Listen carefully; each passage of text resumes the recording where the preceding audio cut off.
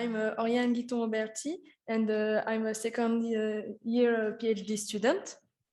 And the project Aptamers Target Crosslink Formation is a collaboration between two labs, the DPM and the CEA, which are both in Grenoble in France. So at first, we will have a look on the general context of the project. So it has been shown that a covalent bond can be created by selective oxidation between DNA bases and small molecules. And we wanted to apply this to an aptamer and its target to exploit the selectivity and the specificity of this recognition elements. And we decided to work with the selective oxidation of an 8-oxoguanine base. So as you can see on this general scheme, we worked with an aptamer whose guanine base has been modified in 8-oxoguanine, so which will be noted OG. The first step consists in the classical complexation of the target by the aptamer. Then an oxidant is added in the sample and will generate an electrophilic site on the modified base selectively. And this electrophilic site will be attacked by a nucleophilic site of the target, and this is how the crosslink is generated. So the studied system is the aptamer anti-L-argininamide. It's a 24-mer DNA oligonucleotide that adopts an hairpin structure. And as you can see here, it has 3 guanines in the loop, which is the recognition site. And here on this 3D structure, with the target here, they are in position 10, 15, and 13.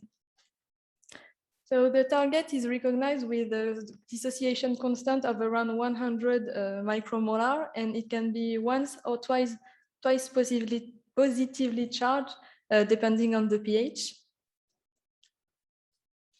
So during the presentation, the sequences containing only guanines in the loop will be noted 1.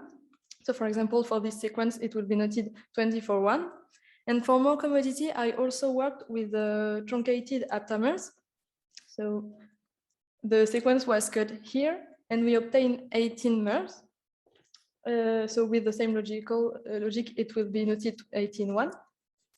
And after that, as I said before, we decided to modify 1 guanine at a time in the loop, and we obtained these 3 sequences containing 1 modified base.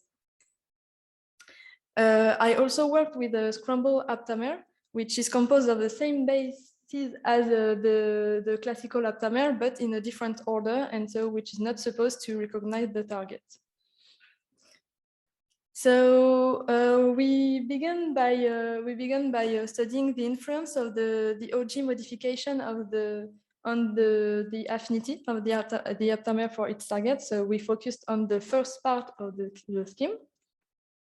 We did that using fluorescence polarization assays with labeled aptamer as probes. Just to remind you a little about this technique, a polarized light is sent on the sample, and depending on on the global system diffusion and the local contribution of the fluorophore, a more or less polarized light is re-emitted. And then we will be able to measure the anisotropy, which is noted R, and which will be high for polarized light emission and low if the light is depolarized. And for our experiment, we use the fluorescein labeled aptamers and the single-strand DNA binding protein as a signal enhancer tool. So the technique is based on the fact that the protein develops a high affinity for the free aptamer, but low affinity for the complex one. And we usually worked with the anisotropy difference, so delta R, which represent the anisotropy in the presence of the target minus the anisotropy in the absence of the target. So to understand better the results that are coming, you have to remind that when the affinity between the aptamer and the target is high, this term will decrease, and so the delta R will be more negative. So before studying the sequences containing a modified base, we wanted to check if the truncature of the sequence had an impact or not on the affinity. So you can see here the result that we obtained using the described method for the 24-mer, and here with the 18 one. And as you can see, we observed a decrease in the affinity, but it stayed higher than for the scramble. So we decided that it's possible to work with the 18 mers for the following experiment. After that, so we studied the modified sequences. You can see here in orange the results obtained for the sequence containing only guanines in the loop. So it's the reference. And here in blue, the corresponding scramble. So for the second sequence, which contained guanine instead of this, sorry, noxoguanine instead of the guanine here in the loop, we found that the affinity is quite similar to the reference. For the third sequence, we also we observed a decrease of the affinity, whereas for the last sequence, the affinity seems to be increased, especially at low target concentration. So it shows that depending on the location of the modification, the affinity is either increased or decreased. After checking the affinity, we decided to study the selective oxidation of the OG base. So to perform this reaction, we decided to work with iridium salts. And according to the literature, the reaction is supposed to lead to two main products, which are guanidino and spiro derivative. And we did this reaction on both modified and unmodified sequences. We detected the products by capillary electrophoresis and HPLC-MS analysis, and we found that the oxidation, is selective because it does not occur for the sequence containing only guanines, whereas it was quantitative for those containing the modified base. And the products that were detected are in accordance with the literature, so it was a good news. And we also quickly checked that iridium salt do not disrupt the conformation of the free aptamer and the complex one by realizing some melting temperature measurement. After that, we studied the crosslink formation steps, which occur with the oxidation of the aptamer target complex.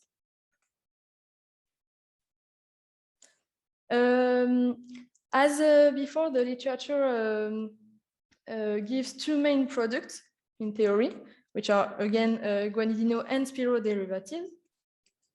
And using the same analytical devices, we found no oxidation, no crosslink formation, for the sequences containing only guanines, but quantitative formation of crosslink with the three sequences containing the modification.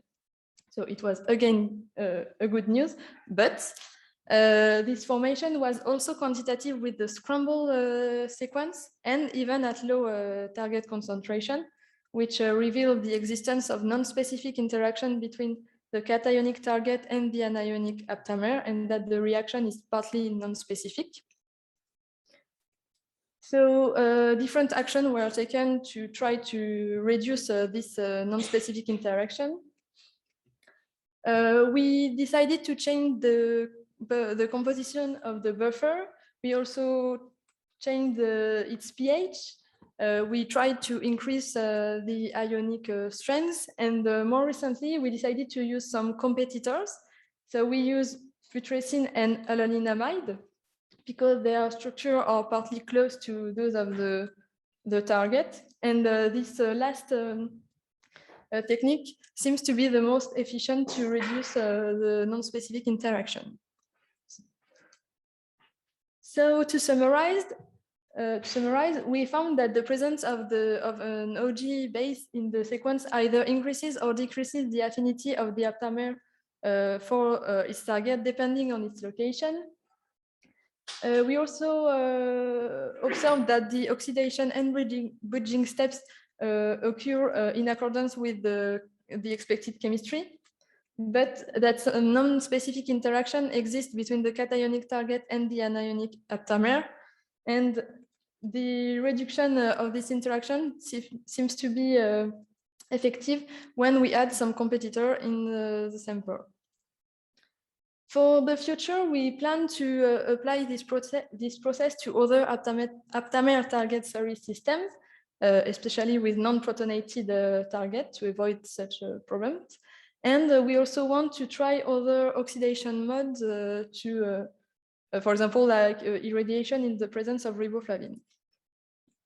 So I would like to thank all the partners of this project and you for your attention, and don't hesitate if you have questions.